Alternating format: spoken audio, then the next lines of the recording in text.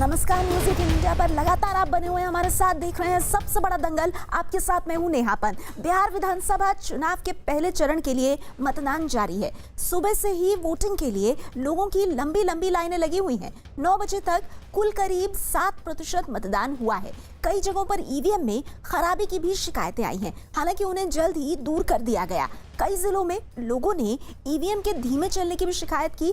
लखीसराय के एक बूथ पर तो लोगों ने खेल के मैदान के लिए वोटिंग का ही बहिष्कार कर दिया और कुछ और जगहों पर भी कुछ मांगों के चलते लोग अपनी नाराजगी जाहिर कर रहे हैं। लेकिन इस वक्त अलग अलग सीटों पर, अलग अलग जिलों पर किस तरह की स्थिति है, किस तरह का वोटर टर्नआउट है, आइए अपने संवाददाताओं से जानते हैं। इस बड़ी वीडियो वॉल पर जैसा कि आप देख पा रहे हैं, बाढ़ से हमारे संवाददाता अरुण सिंह मौजूद है, इमामगंज से हमारे संवाददाता रवि सिंह हैं, उधर सासाराम से नीरज हमारे साथ जुड़ गए हैं, दिनारा से अमित पांडे हैं और साथ ही वरिष्ठ पत्रकार शेष नारायण सिंह भी हमारे साथ हैं। सबसे पहले अरुण, आपके पास आते हुए इस वक्त किस तरह की हलचल है?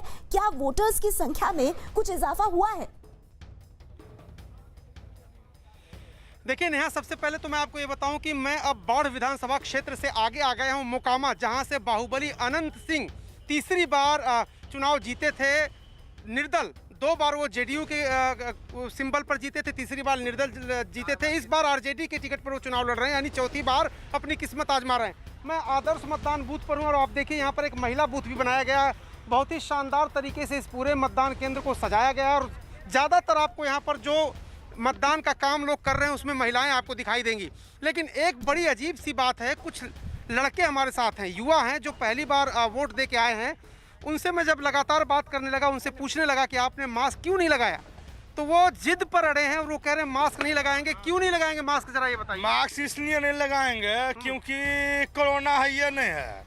दुर्गा पूजा में खाली सुने कि कोरोना है, बाकी इलेक्शन में कहीं कोई कोरोना नहीं है। दुनिया भर नेता है, कोई कोरोना नहीं है। क्यों नहीं लगा रहे मास्क?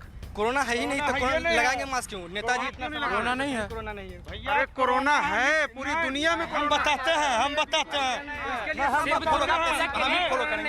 कोरोना है। नुकसान तो आपका होगा ना, बीमारी होगी तो नुकसान होगा कहाँ? कोरोना है ही नहीं।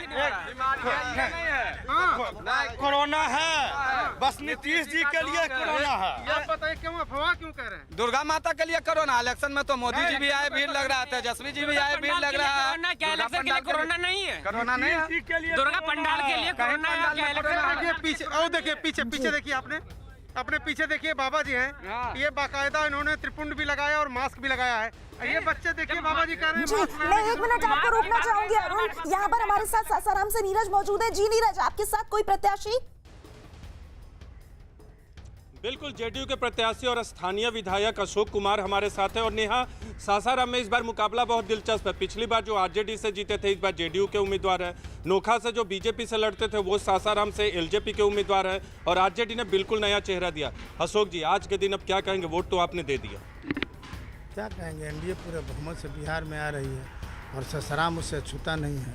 यहाँ का आज तक के चुनाव में जितने भी चुनाव हुए हैं, सबसे अधिक मतों से जीतने का हम ही काम किए हैं। जैसे पिछली बार 20,000 से जितने काम किए थे, तो इस बार 50,000 से जीतेंगे। अपना रिकॉर्ड में खुद तोड़ूंगा।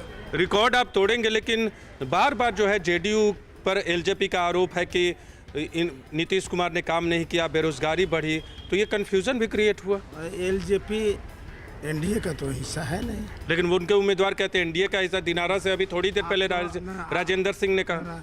आप तो देखे कि जेपी नड्डा ने कह दिया कि एनडीए का हिस्सा नहीं है, अमित शाह ने कह दिया कि एनडीए का हिस्सा नहीं है। अब किस अथॉराइज पर्सन का आपको बयान चाहिए?